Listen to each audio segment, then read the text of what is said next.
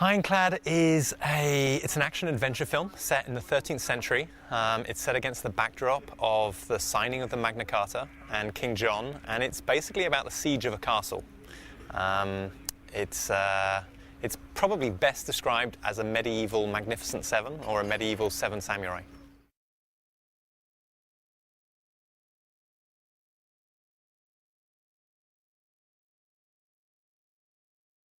The look and the feel of the film really came at a very early stage in all of my research, and in wanting to try to portray a very realistic, gritty look. I knew that although I was very inspired also by a lot of the wonderful big medieval epic movies of the 60s and the 70s, movies like El Cid with Charlton Heston, movies like The Warlord also with Charlton Heston.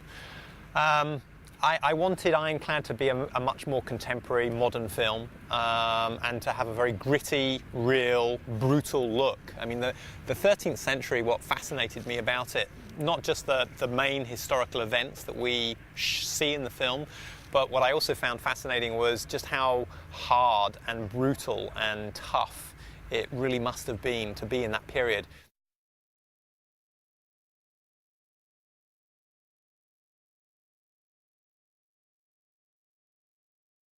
The love affair was always a central part of the story that I wanted to explore, because I felt, otherwise we would end up with a movie that was just about violence and battles and killing and action, and I felt it was important for the film to have something to offset that.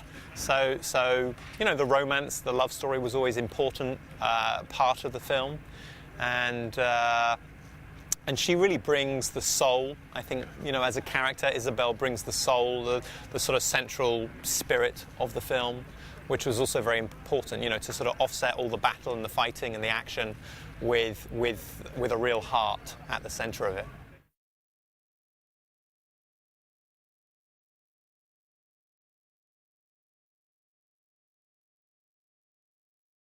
I feel very, very fortunate and very grateful that we were able to make the film in Wales. As a filmmaker today, making a large independent movie, I had often expected that we might end up making this film not in England or Wales, but not in the UK, but in somewhere else, in Hungary or Luxembourg or Germany.